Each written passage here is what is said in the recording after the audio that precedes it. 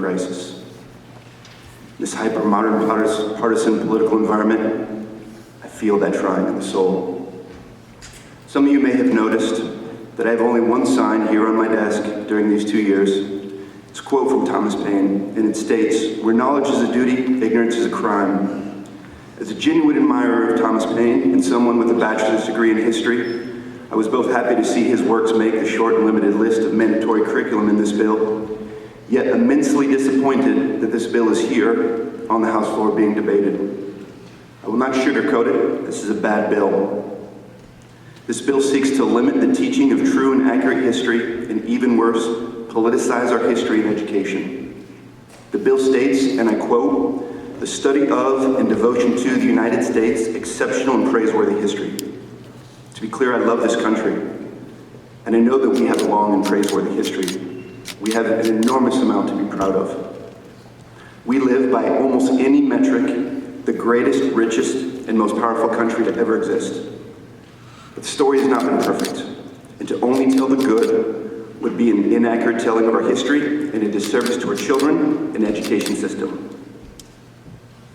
This bill instructs teachers to teach about the many failures of communism, but not the inequality of unregulated capitalism. It instructs teachers to teach about the Emancipation Proclamation, but not about Jim Crow South. It instructs teaching of Western expansion, but not the bloody genocidal consequences. It instructs teachers on World War II, but doesn't mention the Vietnam War.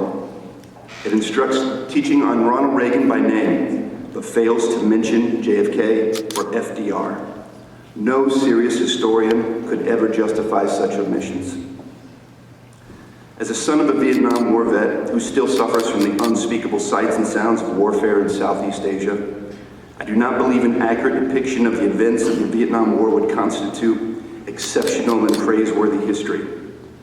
My father, like many others in Vietnam, were exposed to many atrocities, like Agent Orange. Most of you don't know this, but it is due to this exposure that I was born with spina bifida. Glorification and oversimplification of our past would be the greatest disservice to our veterans. History needs to be taught accurately, unimpeded, and unembellished by government. We need an unbiased conversation on the variety of ideologies that have developed over time. As the great Benjamin Franklin stated, half the truth is often a great lie. And Thomas Jefferson said on the teaching of history, "The people cannot be all and always well informed.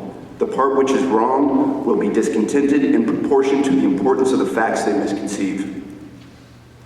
A government that only views its past and current actions as exceptional and praiseworthy leaves no room for constructive criticism. It leaves no room for improvement, and hence it will weaken our society and justify the unjustifiable. As the great Thomas Paine said, "It is the duty of every man, as far as his ability extends, to detect and expose delusion and error." I understand the intent of this bill. I want our children to learn about Jefferson, Paine, Lincoln, Reagan, but a fair and accurate teaching of history is essential. The legislature has no place politicizing our education system or restricting what can be taught.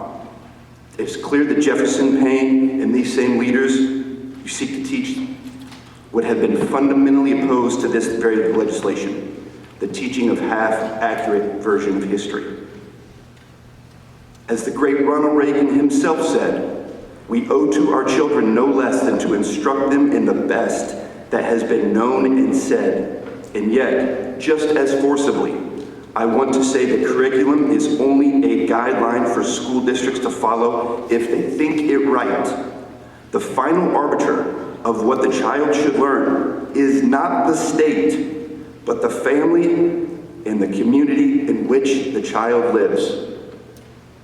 Please join me in protecting our teachers, our schools, from being restricted from learning a true and accurate history and civics.